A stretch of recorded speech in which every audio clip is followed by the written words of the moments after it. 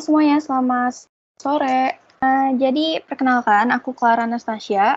Aku asisten dosen untuk mata kuliah Lab Manajemen Keuangan Lanjutan yang hari ini akan mengajar kalian di sesi mentoring online ini untuk mata kuliah Manajemen Keuangan. Soalnya bisa kalian akses di files Teams. Silakan kalian lihat aja di situ. Udah ada soalnya. Terus untuk uji jawabannya belum aku upload karena aku pengen bikin uji jawabannya hari ini sekalian kita bahas bareng-bareng. Terus juga buat kalian nih mungkin ada yang dari kalian tuh beli soal dari Pelangi ya mungkin ya, misalnya kalian ada yang tahu soal Pelangi, kalau bisa sih udah nggak jadi bahan kalian buat belajar lagi, jadi jangan dijadikan sebagai patokan lagi buat kalian belajar.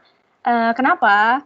Karena seperti yang aku bilang tadi, banyak perbedaan kurikulum dari MK dan MKL yang baru aja diubah sekitar setahun yang lalu. Makanya kalau misalnya kalian pakai yang Pelangi itu kan udah lama-lama banget dan itu semuanya udah outdate gitu ya, udah terlalu lama. Jadi takutnya nanti yang kalian pelajari itu nggak relevan, nggak bakal keluar juga di UTS gitu. Kalau bisa sih jangan belajar dari soal Pelangi karena aku udah lihat soal Pelangi itu udah lama banget dan udah banyak perbedaan materinya di sana gitu. Langsung aja nih kita kerjain masing-masing soalnya. Mungkin kok kalian yang kemarin udah sempat belajar MK juga ini mungkin jadi soal ini ya latihan kalian ya di salah satu dosen ya. Jadi soal yang ini nih yang financial statement analysis. Dan ini mungkin masih ada yang bingung juga gimana cara nentuin kayak account payable, notes payable, accruals, di mana di sini cuma ada perbandingannya aja gitu. Kayak cash and marketable securities-nya juga sama, cuma perbandingannya aja gitu. Oke, kita akan bahas nih hari ini. Nah, di sini aku udah masukin di Excel. Nah, di sini kita baca dulu soalnya ya. Jadi kata dia lengkapilah balance sheet and income statements serta analisa rasio dari time series dan benchmarking untuk tahun 2020 dari Gukora Sakura Corporation berdasarkan data-data berikut ini. Nah, di sini ada sales, ada account receivable, ada current liabilities, ada stockholders equity, lalu ada case, marketable securities, interest, tax, dan jumlah saham yang beredar di pasar. Nah, di sini yang akan aku bahas dulu adalah untuk membuat balance sheet-nya. Jadi dia bilang kan lengkapilah balance sheet and income statement ya, baru habis itu kita analisa kan. Nah, di sini kalian pasti udah tahu ya cara bikin balance sheet, udah pernah dapat matkul keuangan. Ini kan ya akuntansi dasar kan ya, pasti udah bisa nih bikin balance sheet. Jadi balance sheet itu terdiri dari dua bagian, ada yang assets dan yang kedua itu ada liabilities dan stockholder equity. Nah, di sini totalnya nih, total jumlahnya ya, total aset dan total liabilities dan stakeholder equity itu harus sama nominalnya. Ya, makanya dibilang dia balance sheet gitu. Jadi harus balance gitu ya. Kalau misalnya ada yang nggak balance, ya ada yang berbeda, berarti di situ kamu ada yang salah gitu ya. Ada yang salah masukin angka lah atau apalah, kayak gitu. Nah, terus di sini kan udah ada beberapa nih yang diketahui ya. Udah ada beberapa yang diketahui. Nah, kita masukin dulu nih beberapa yang diketahui buat nanti kita lengkapin yang nggak diketahuinya. Yang kayak cash, marketable securities, account payable, notes payable, accruals, ini kan nggak diketahui. Nah, kita bisa cari nanti perbandingannya ya, pakai perbandingan gitu jadinya. Nah, di sini kalian bisa lihat nih, kita mau lengkapin buat yang bagian liabilities and stockholders equity dulu. Nah, di sini kan diketahui accruals-nya account payable, notes payable, accruals perbandingannya 3:2:3. Terus kayak current liabilities-nya itu adalah 360.000. Ya, current liabilities 360.000. Nah, dari di sini nih kalau dilihat dari soal ya, komponen dari current liabilities yang ada di soal ini adalah cuma ada 3. Yaitu cuma ada account payable, terus notes payable sama accruals. Nah, berarti kita udah bisa cari nih. Kita udah bisa cari tiga ini yang sebelumnya cuma ada perbandingan aja. Ini kita bisa cari angkanya. Gimana caranya? Jadi gini, current liabilities itu kan totalnya 360.000 ya. Dia udah bilang ya, total current liabilities 360.000. Nah, perbandingan dari total current liabilities ini untuk account payable adalah 3, kalau yang notes payable 2, accruals 3. Nah, kalau misal kalian jumlahin nih, 3 tambah 2 tambah 3 hasilnya 8 dong, ya kan? Jadi, buat menghitung besaran masing-masingnya, kita bisa langsung masukin aja nih, buat account payable, dia kan perbandingan 3. Nah, terus kita dibagi 3/8. Ya, 3/8 dikali sama total current liabilities-nya. Dikali sama 360.000. Nah, ini besaran dari account payable, 135.000. Ya, jadi karena kita udah tahu totalnya, makanya kita bisa langsung aja pakai perbandingannya ini kan, karena kalau ditotalin semua jadi 8, terus kita tinggal kaliin aja 3/8 dikali 360.000. Nah, sama kayak yang notes payable. Notes payable itu perbandingannya kan 2 ya. Berarti kan dia 2/8 dikali sama 360.000. Hasilnya 90.000. Nah, untuk yang accruals, dia perbandingannya adalah 3 banding 8 juga ya. Banding 8 dikali 360.000. Hasilnya 135.000. Gitu. Nah, dari sini kalian ada yang bingung nggak buat nentuin 3 ini nih, yang tadinya cuma dari perbandingan, buat nentuin besar angkanya, masih ada yang bingung nggak?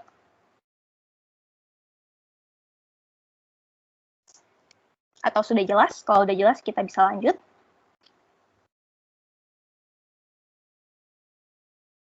Jelas, Ci. Oke, udah jelas ya. Oke, thank you responnya. Nah, oke, kita udah dapet nih ya, berarti current liabilities, kita udah dapetin semua nih komponennya. Nah, terus dia diketahui juga di sini.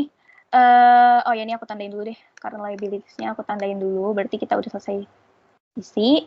Nah, terus dia bilang juga di sini ada yang namanya stockholder equity. Nah, seperti yang aku bilang, di balance sheet itu, untuk yang bagian sebelah kanan, itu adalah komponen dari liabilities dan stockholder equity. Jadi dari ekuitas sama kewajiban atau liabilities itu digabung gitu, jadi satu bagian kan. Nah, dia bilang di sini, stockholder equity-nya totalnya 900.000.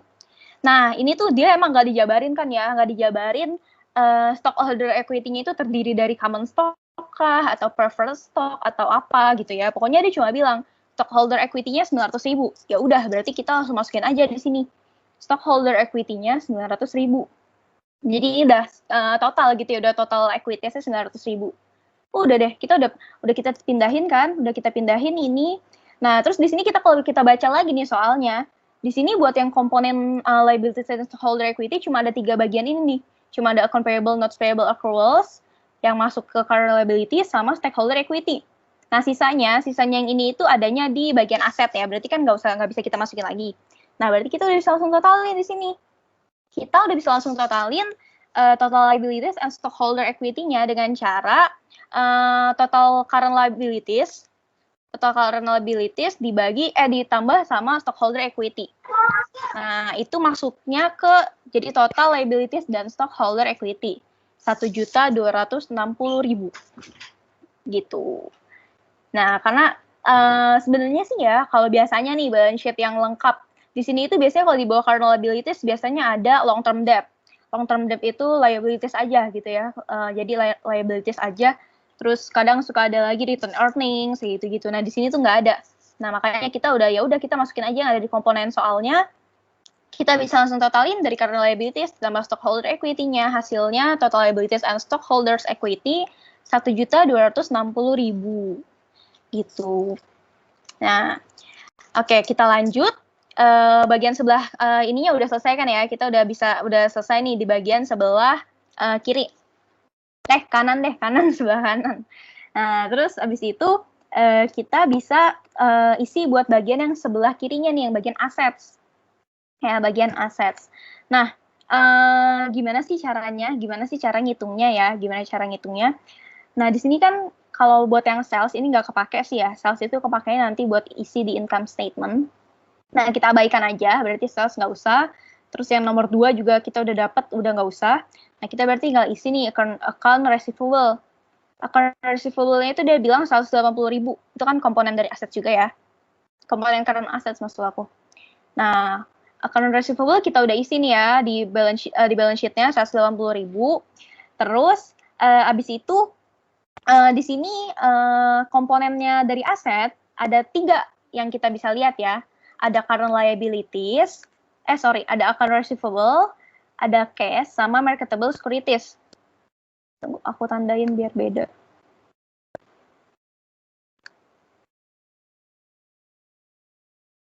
Nah, di sini kan account receivable udah ketahui kan ya, 180.000. Terus kita tuh sebenarnya belum tahu nih, awalnya itu kita belum tahu total aset sama total current assets-nya seberapa. Nah, tapi kayak yang tadi aku bilang, setiap balance sheet itu pasti sebelah kanan dan kirinya pasti sama, pasti balance gitu antara yang aset sama yang liability dan equity itu pasti sama. Nah, berarti di sini walaupun kita nggak diketahui nih ya, kita nggak diketahui berapa total asetnya, tapi kita bisa tahu total asetnya itu dari ambil dari yang sebelah kiri, dari yang nominal total liabilities and stockholder equity. Karena mereka tuh pasti sama. Karena mereka itu harus balance. Gitu. Nah, kita udah dapet nih total asetnya ya, berarti kan kita udah diketahui. Nah, di sini juga kan dia nggak ada bilang kalau dia itu punya fixed assets, berarti diasumsikan si Gulkola ini cuma punya current asset aja. Berarti tadi yang total aset nih, kita bisa tambahin masukin juga ke total current assets, karena emang nominalnya sama. Nah, terus account receivable kan udah ada, tinggal kita masukin angkanya ya. Nah, buat yang marketable securities sama yang cash, dia itu cuma dikasih tahu presentasinya aja. Presentasinya aja. Terus kita bisa cari berarti kalau kayak gini, kita kan udah tahu totalnya. Berarti kita bisa cari total buat berapa nominalnya nih. Berarti caranya tinggal total aset dikurangin sama account receivable. Dikali sama persentasenya. Persentase cash berapa sih? 60%. 60%. Nah, berarti cash-nya 648.000. Nah, mungkin kalian ada yang nanya nih, kenapa sih total asetnya bisa dikurangin dulu sama account receivable? Iya, karena kan total aset itu kan mencakup dari 3 komponen ini nih. Dari aset, dari cash, dari marketable securities, sama account receivable.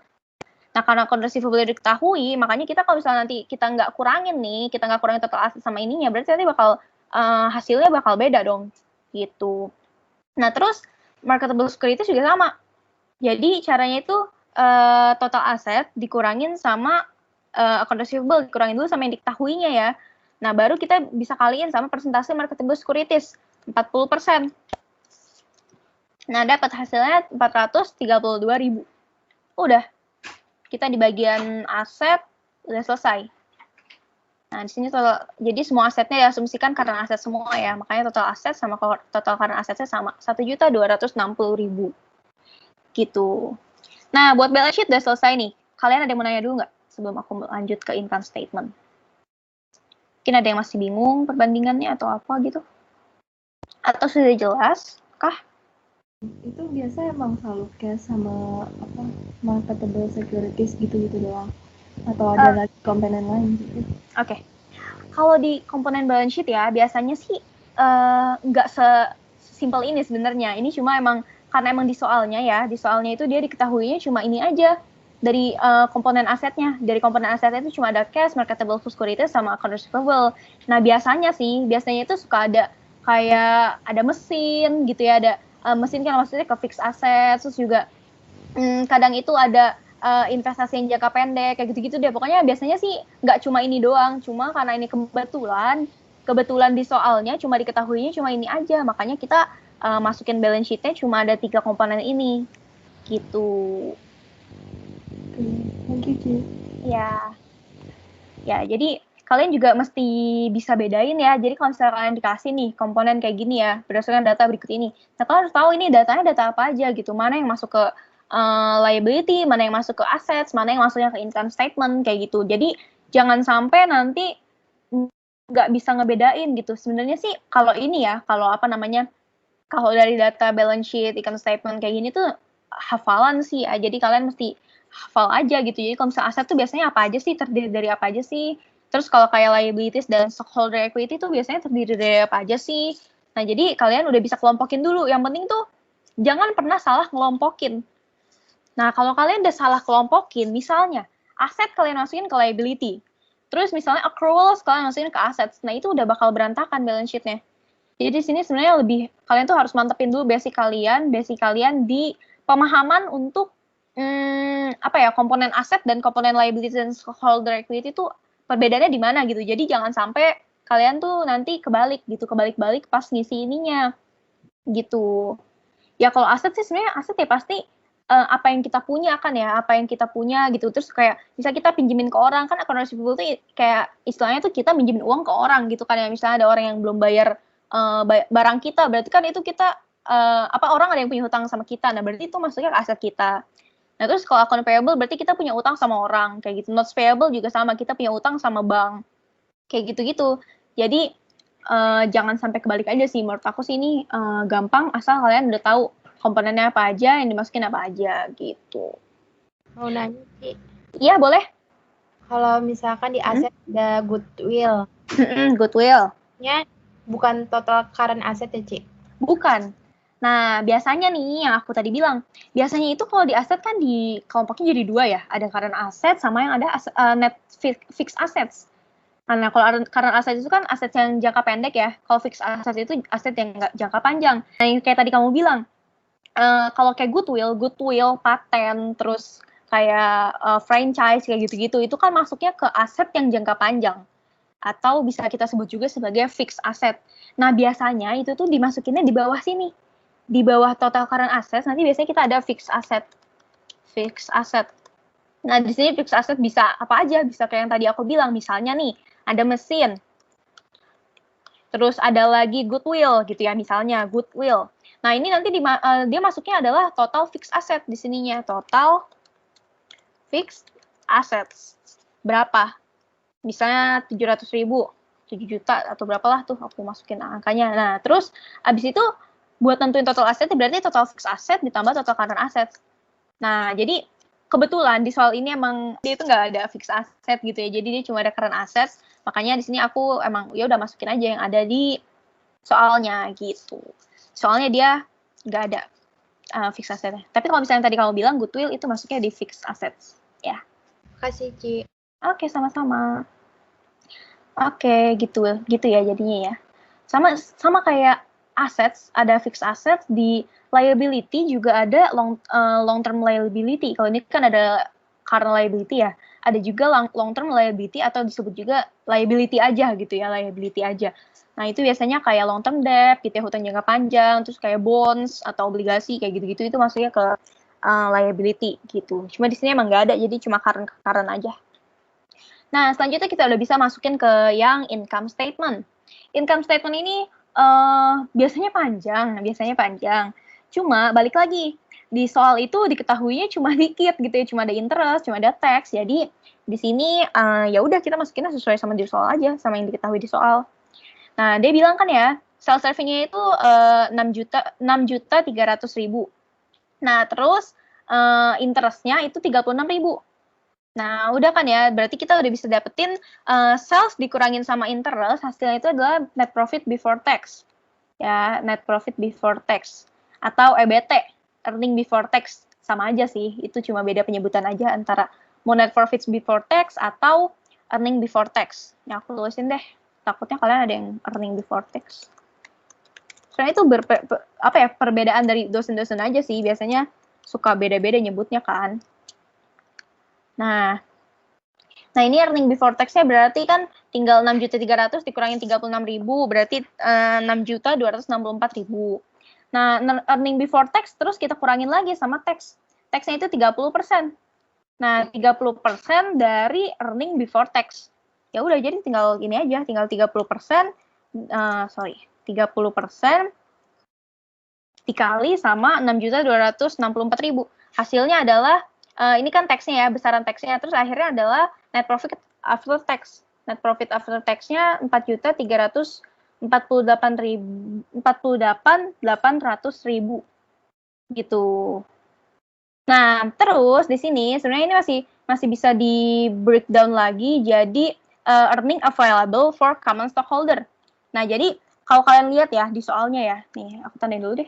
Nah, ini nih yang komponen-komponen dari income statement. Nah, terus dia di sini kan biasanya nih kalau kita udah dapat NPAT ya, NPAT atau EAT, earning after tax atau net profit after tax. Biasanya di sini kita bakal kurangin lagi sama preferred stock dividend. Ya, jadi perusahaan itu membayar dividen untuk preferred stock atau yang pemegang saham istimewa. Nah, tapi karena di sini kan dia nggak ada tulisan berapa sih preferred stock-nya, berarti kita asumsikan bahwa perusahaan ini nggak punya preferred stock. Nah, makanya abis dari dikurangin preferred stock, kita itu bakal bisa dapetin earning available for common stockholder. Nah, berarti ini net profit after tax juga bisa sama dengan earning available for common stockholder. Ini EACS juga. Nah, ini tuh intinya earning available for common stockholder itu adalah earning atau pendapatan yang diberikan buat pemegang saham biasa. Pemegang saham biasa itu bakal dapat earning sejumlah dividen ya, berupa dividen. Nah, biasanya itu dividen itu dibagikan dari total sisa dana yang ada dari dari revenue dikurangin sama expense terus baru terakhir dibagiin tuh sisanya buat ke common stockholder atau pemegang saham biasa. Nah, di sini kan kita udah ya dari sales kita udah kurangin sama expense nih, di sini ada interest, ada tax gitu. Terus kita udah bisa dapetin nih earning available for common stockholder-nya Rp4.384.800. Nah, ini berarti kita dia bilang ya jumlah lembar saham biasa yang beredar di pasar adalah 1 juta lembar. Nah, berarti ini buat kita bisa dapetin EPS, earning per share. Earning per share atau EPS itu tinggal ini nih, earning available for common stockholder dibagi sama jumlah lembar saham yang beredar, yaitu 1 juta lembar ya. 1 juta. Nah, berarti earning per share-nya, IPS-nya dari saham biasa yang diterbitin sama si Coca-Cola Sakura Corporation ini adalah 4,38 US dollar per lembar sahamnya. Gitu. Udah, income statement gitu aja sih. Sebenarnya income statement ini tuh tergantung sama soalnya yang diketahuinya apa gitu. Nah, emang biasanya sih kayak beda-beda sih gitu. Kadang kayak soal tahun lalu tuh ada yang di sini itu panjang nih, apa yang diketahuinya itu banyak gitu kan, ada dikurangin preferred stock dividend lah, ada operating expense lah, apalah kayak gitu-gitu. Pokoknya jadinya income statement panjang gitu. Nah, ini kebetulan emang soal tahun kemarin nih, soal MK tahun kemarin tuh pendek kayak gini sih. Jadi ya udah kayak gini aja. Gitu. Ci mau nanya. Iya, boleh nanya. Tax 30%-nya dari mana, Ci? Tax 30%-nya itu dari diketahui dari soal. Dia bilang taxnya 30%. Nih, kamu kelihatan nggak? Kekecilan ya? Maksudku apa? Kelihatan, Ci. 1879200-nya dari mana cara ngitungnya? Jadi itu 30% dikali sama net profit before tax. Yang ini nih, dikali sama 6.264.000, itu hasilnya 1.879. Nih, kelihatan nggak formula aku nih? 30% dikali sama net profit before tax.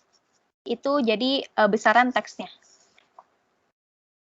Gimana? Ci mau nanya lagi. Iya, boleh. Kalau biasanya kan kalau sales revenue terus dikurang nih biasanya sama COGS terus dapat gross profit, dikurang lagi sama operating, dapat EBIT. Nah, kalau misalnya nggak ada, itu kita cari lagi COGS ya atau nggak usah? Nggak usah. Kalau misalnya nggak ada nih kayak soal ini ya. Kayak soal ini kan dia nggak kasih tahu berapa COGS-nya. Kita udah nggak usah cari gitu. Jadi kita kayak kita langsung breakdown-nya itu langsung dari sales langsung ke interest aja gitu. Biasanya kan emang interest dulu baru tax gitu ya. Jadi kalau emang dia nggak diketahui COGS-nya, terus nggak diketahui operating expense-nya, kayak gitu-gitu kita nggak usah cari sih. Kalau untuk soal yang nomor 1 ini ya, ini nggak usah. Jadi sesuai sama yang di soal aja sih, yang diminta di soal gitu. Kalau soalnya kayak gini, bentuk soal yang diketahuinya tuh kayak gini. Jadi kita emang cuma melengkapi dari yang udah ada di soal gitu. Kalau misalnya nih ada sales, terus sama operating expense agak banyak gitu. Iya. Terus tapi nggak ada gross profit, itu boleh nggak? Misalnya hasil dari sales dikurang less langsung EBIT gitu, boleh nggak, Ci? Boleh. Kalau misalnya emang kamu di sini kan diketahui, tadi kamu bilang ya operating expense-nya banyak gitu ya. Nah, itu berarti sales dikurangin operating expense kan hasilnya langsung jadi gross profit ya. Ya udah itu langsung jadiin gross profit aja. Kayak gitu, nggak apa-apa sih. Gross profit. Ci. Ya. Makasih ya, Ci. Oke, sama-sama. Jadi itu sebenarnya tergantung soalnya gitu sih, balik lagi kayak kata aku ya, jadi emang, apa ya, soalnya tuh suka ya beda-beda tergantung tergantung dari dosennya gitu mau kasihnya kayak gimana. Tapi emang sebenarnya normally kita itu kalau misalnya bikin income statement tuh kayak gini nih yang aku kasih lihat di sini ya nih. Kayak gini nih. Ada sales, ada COGS, ada gross profit, dikurangi operating expense jadi operating profit, terus dikurangi interest jadi net profit before tax, terus kayak gitu-gitu. Nah, jadi sebenarnya sih normally kayak gini, cuma emang kalau yang di soal nomor 1 sebenarnya yang dinilai sama dosen itu lebih ke pemahaman kalian buat rasionya, nih buat ini rasio baik atau tidak baik, terus sama pemahaman kalian sama ini nih buat mengelompokkan maksud aku, mengelompokkan antara aset sama liabilities, terus sama antara balance sheet sama income statement gitu. Jadi emang makanya nggak dibikin terlalu kompleks di sini, makanya dibikin kayaknya singkat banget income statement-nya gitu, balance sheet-nya singkat banget gitu. Ya karena gitu, karena di sini yang dinilai itu lebih ke pemahaman kalian buat ngebagi-bagi ini ke bagian mana aja, terus sama ke rasio gitu sih. Kita ke rasio, kita bahas satu persatu nih. Jadi buat kalian yang belum tahu, kalau buat yang kalian yang belum tahu aja, ini tuh rasio itu cara menghitungnya gitu ya. Cara menghitungnya itu dibagi menjadi dua, ada yang secara time series sama ada yang benchmarking. Nah, kalau time series itu kalian meng-compare atau membandingkan rasio dari satu perusahaan cuma yang tahunnya berbeda. Kayak gini, kalau di sini kan ada yang dari 2019 sampai 2020. Jadi kita bandingin antara tahun 2019 dan tahun 2020, rasio dari PT Glucola ini berapa sih rasio-rasionya, terus kira-kira baik atau enggak sih gitu. Jadi kalau yang time series itu lebih perbandingan di satu perusahaan di waktu yang berbeda gitu. Nah, kalau yang benchmarking ini kalian membandingkan rasio kalian dengan rata-rata rasio dari satu industri di mana perusahaan kalian berada. Misalnya, Glucola ini adalah perusahaan perusahaan di bidang food and beverage misalnya ya. Nah, di industri food and beverage kan nggak cuma Glucola aja nih, misalnya ada McD, ada KFC gitu-gitu, itu kan termasuk perusahaan F&B gitu ya. Nah, terus pas di rata-rata di laporan keuangannya, nah terus didapetin tuh besaran rasionya pas di rata-rata 2,48. Nah, berarti itu kan masuknya ke rasio dari industri gitu ya, rata-rata industri. Nah, makanya di sini kalau yang untuk yang benchmarking, kita dari rasio perusahaan kita dibandingin sama rasio dari rata-rata industri gitu, yang ada di industri yang sama, dari perusahaan yang ada di industri yang sama gitu. Gitu aja sih, itu perbedaannya ya. Nah, terus kita bahas nih untuk yang time series dulu aja kali ya, yang time series dulu. Nah, kita lihat nih kalau current ratio itu 2000, kita sekarang di tahun berapa sih? Kita sekarang di tahun 2020 kan ya. Kita sekarang di tahun 20. Nah, kalau kita bandingin nih tahun yang ini 2,25, tahun sekarang 2,25 current rasionya. Nah, tahun sebelumnya itu 2,54. Berarti kan rasionya turun dong. Nah, rasionya turun berarti di sini baik atau tidak baik? Ada yang tahu nggak? Tidak baik. Tidak baik. Kenapa tuh tidak baiknya? Karena kalau current ratio itu semakin tinggi semakin baik. Iya, betul. Ini siapa sih? Nggak bisa lihat namanya deh aku.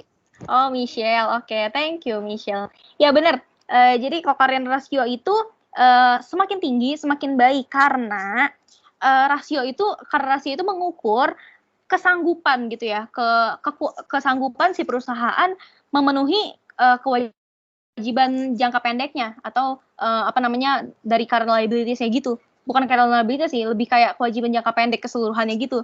Nah, jadi kalau misalnya mereka current ratio yang lebih besar, makin besar gitu, berarti dia makin kekuatan buat memenuhi kewajibannya makin besar dong.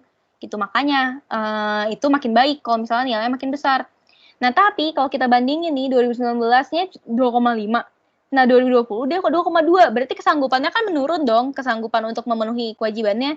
Nah, berarti dia setelah kita analisa nih, berarti secara time series dia itu kurang baik current rasionya karena nilainya itu menurun. gitu. Nah, terus selanjutnya yang inventory turnover. Nah, kalau yang current ratio tadi itu adalah rasio yang mengukur tingkat kesanggupan perusahaan untuk memenuhi kewajibannya. Nah, kalau yang inventory turnover adalah tingkat perputaran dari inventory atau persediaan di satu perusahaan. Nah, jadi perputarannya itu tuh maksudnya kayak pergantian gitu loh. Jadi kalau kayak gini, misalnya perusahaan itu punya stok barang nih. Terus kayak stoknya itu selalu berputar terus. Nanti ada yang kejual, terus nanti isi barang lagi, kejual lagi, isi barang lagi, kejual lagi, isi barang lagi. Nah, berarti kalau misalnya inventory turnover-nya itu tinggi gitu ya. Jadi pergantiannya itu tinggi gitu, sering gitu ya, pergantiannya sering gitu, sering banget ganti-ganti stok. Berarti kan sama juga berarti dia produknya laku dong, gitu ya. Produknya laku. Nah, berarti kalau misalnya produknya laku kan bagus, berarti dia nanti bakal naik sales revenue-nya gitu. Nah, makanya kalau misalnya inventory turnover-nya tinggi itu semakin bagus. Nah, di sini kita bisa lihat di tahun 2019 inventory turnover-nya itu kan 2,8. Nah, sementara di tahun 2020 inventory turnover-nya itu 3. Itu maksudnya 2,87 itu hari ya, di dalam hari ya. Nah, kalau ini tuh 2020-nya itu 3. Nah, terus berarti dia itu kalau 3 itu berarti dia itu sama juga perputaran inventorinya. Jadi pergantian inventorinya itu selama 3 hari sekali. 3 hari sekali gitu. Nah, makanya nih berarti dia makin sering dong ya, yang tadinya cuma 2 kali sekarang jadi 3 kali gitu. Berarti secara time series dia itu baik gitu ya untuk inventory turnover-nya gitu. Jadi inventory turnover intinya ya tadi pergantian pokoknya pergantian persediaan deh gitu, persediaan yang ada. Semakin sering ganti-ganti berarti barangnya semakin laku gitu ya, semakin laku berarti semakin baik gitu. Nah, terus selanjutnya ada total asset turnover. Nah, kalau ini tuh total asset turnover itu adalah tingkat kemampuan penjualan aset yang dilakukan perusahaan untuk memenuhi operasionalnya gitu. Nah, makanya nih berarti semakin besar maka dia itu semakin baik gitu. Nah, terus kalau kita lihat nih dari yang analisa time series ya, dari yang 2019 itu dia cuma 3,1 kali, 3,1. Nah, terus yang 2020-nya itu dia 3,5. Nah, berarti dia itu baik atau tidak baik? Ada yang tahu? Ya? Baik sih. Iya, benar. Baik ya. Nah, jadi yang tadi makanya dia itu berarti asetnya itu bisa menghasilkan laba gitu buat perusahaannya gitu. Makanya semakin besar berarti semakin baik. Nah, selanjutnya ada gross profit margin. Nah, gross profit margin ini adalah total profit margin itu apa ya? Keuntungan gitu ya, keuntungan perusahaan gitu, profit penjualan perusahaan gitu. Secara kotornya sih gitu, laba kotor. Cuma jadi kalau laba kan ya semakin tinggi laba semakin baik dong. Ya kan? Semakin besar laba semakin baik. Nah, berarti kalau ini kita bisa lihat di time series itu dia gross profit margin-nya 53%. Nah, itu di 2019. Nah, di 2020 dia gross profit margin-nya 75%. Berarti dia semakin besar kan? Nah, berarti dia semakin baik. Secara time series dia itu semakin baik. Gitu, karena nilainya semakin besar. Ada yang mau nanya? Sorry, tadi ada yang nyalain mic kayaknya. Atau enggak?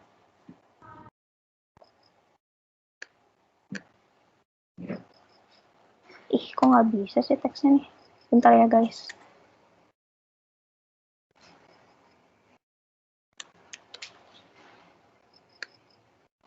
Nah, gitu. Terus yang operating profit margin juga sama.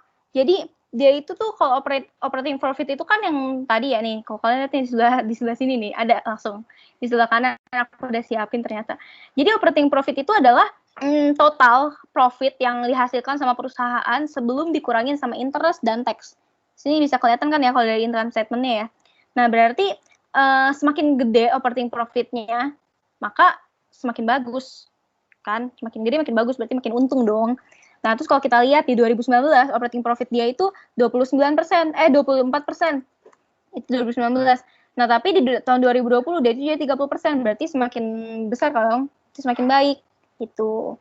Terus habis itu ada yang debt to equity ratio. Debt to equity ratio itu adalah rasio yang mengukur tingkat penggunaan hutang pada perusahaan. Gitu ya, tingkat penggunaan utang. Nah, jadi kan struktur modal perusahaan itu kan dibagi ada 5 ya. Jadi bisa dari common stock, bisa dari preferred stock, bisa dari return earnings, atau bisa juga dari dari debt. Ada 4 maksud aku, sorry. Nah, terus kalau misalnya perusahaan semakin banyak pakai debt atau pakai hutang, maka risikonya semakin besar. Kenapa risikonya semakin besar? Karena kalau misalnya perusahaan pakai debt, berarti perusahaan itu harus membayar kewajiban untuk membayar bunga dan membayar pokok pinjaman sesuai sama perjanjian di awal kan ya, sesuai sama perjanjian di awal bunganya berapa gitu ya, pokoknya terus dibayar berapa tahun. Nah, karena kewajiban itu bersifat yang udah wajib gitu, yang harus banget dibayar, makanya semakin gede hutang yang dipakai sama perusahaan, maka perusahaan akan semakin berisiko, semakin tidak baik gitu. Nah, di tahun 2019 perusahaan itu debt to equity ratio 47%. Nah, sementara di tahun 2020 dia itu 100%, yang artinya itu pakai hutang sebesar, ya keseluruhannya modalnya dari hutang gitu, dia pakai hutang doang. Nah, berarti itu tidak baik, karena yang tadi aku bilang, semakin gede itu pemakaian debt, maka semakin gede juga risiko yang ditanggung sama perusahaan.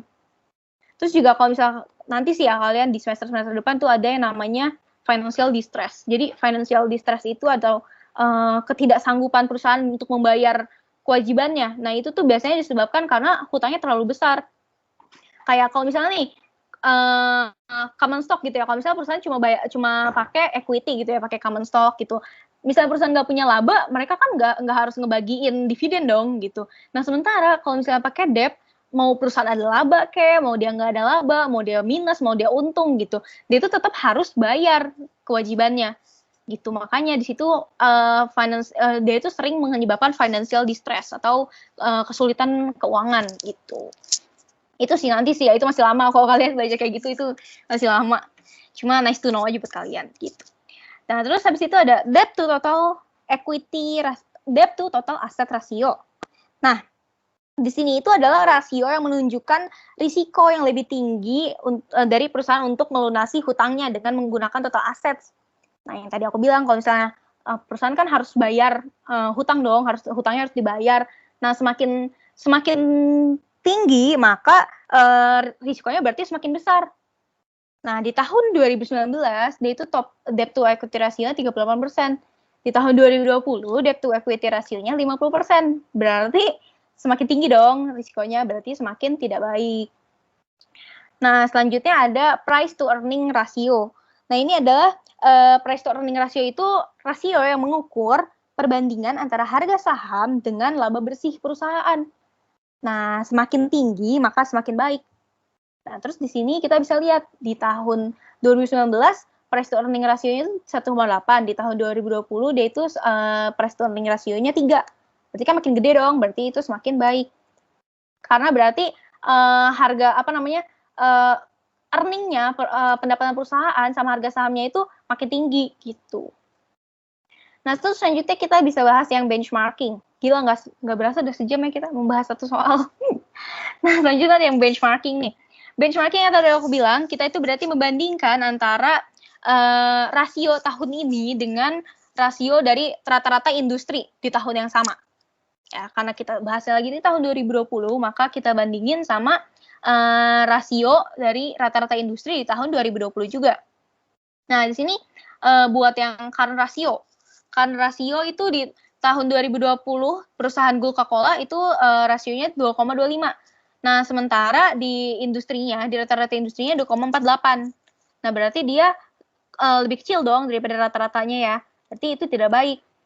Tuh, karena berarti dia kesanggupan buat membayar kewajiban itu lebih kecil daripada rata-ratanya. Harusnya rata-ratanya 2,48, masa dia 2,2 gitu. Nah, terus inventory turnover-nya. Nah, dia itu si Coca-Cola ini 3 kali. Nah, sementara di industri itu dia 3,12 kali. Nah, berarti kan perputaran di industri lebih banyak dong daripada di perusahaan dia. Berarti kalau kita bandingin secara industri dia tidak baik. Gitu, karena lebih kecil. Nah, terus buat yang total asset turnover. Total asset turnover-nya itu di industri 3,2. Nah, terus kalau di perusahaan Coca-Cola ini adalah 3,5. Nah, berarti dia baik. karena lebih besar kan. Berarti penggunaan aset untuk bikin buat menghasilkan labanya gitu lebih besar. Nah, terus gross profit margin. Nah, di tahun 2020 si Coca-Cola ini menghasilkan 75%. Nah, sementara rata-rata industrinya cuma 42%. Berarti profit margin nih, gross profit margin dari perusahaan Coca-Cola ini lebih tinggi dibanding rata-rata perusahaan sejenisnya kan. Berarti dia lebih baik. Berarti ini secara benchmarking dia baik analisanya. Nah, terus operating profit margin-nya. Nah, oke, kita lanjut. Buat yang operating profit margin-nya. Nah, tadi sama kayak yang gross profit margin, intinya kalau gross profit itu kan ini ya yang sales dikurangin COGS. Nah, kalau operating profit itu jadi dari dari COGS dikurangin sama operating expense. Sama-sama profit lah ya, sama-sama profit, berarti semakin gede semakin bagus gitu. Di perusahaannya dia operating profitnya 30%, sementara secara rata-rata industri perusahaan yang sejenis itu 24%. Berarti dia baik karena dia profitnya melebihi rata-rata industri. Nah, terus debt to equity-nya. Debt to equity rasionya dia yang tadi aku bilang ya, risiko kalau misalnya penggunaan hutang semakin gede. Nah, itu pakai hutangnya di 100% nih dari struktur modalnya. Nah, sementara rata-rata industrinya cuma pakai 53%. Berarti kan gedenya jauh dong, melewati rata-rata. Berarti dia tidak baik. Tidak baik karena semakin gede dia berarti semakin gede juga risikonya kalau pakai hutang. Nah, terus secara industri juga sama nih, debt to total asset rasionya nih, karena emang si Coca-Cola ini pakai debt-nya gede banget, pakai hutangnya gede, makanya rasio debt to total asset rasionya juga besar juga. Secara industri, rata-rata mereka tuh pakai 43% debt untuk struktur modalnya. Nah, tapi si Coca-Cola pakainya itu 50%. Nah, berarti kan jauh lebih gede dong, ya kan? Jauh lebih gede, makanya disebutnya ini tidak baik karena yang tadi kalau penggunaan debt makin banyak, risikonya makin tinggi. Nah, selanjutnya ada price earning ratio tadi. Jadi perbandingan antara laba perusahaan sama harga sahamnya. Nah, semakin gede semakin baik. Secara rata-rata industri price earning rasionya 1,3. Nah, sementara si Coca-Cola ini price earning rasionya 3. 3. Nah, makanya berarti di sini dia baik itu karena harga sahamnya sama earningnya itu perbandingannya itu tinggi gitu loh. Jadi dia baik gitu. Nah, ini untuk yang rasio. Nah, rasio di sini ada yang mau ditanyain nggak? Ada yang mau ditanyain nggak?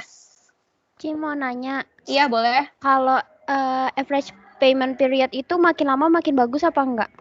Tunggu, average payment period. Makin lama makin bagus.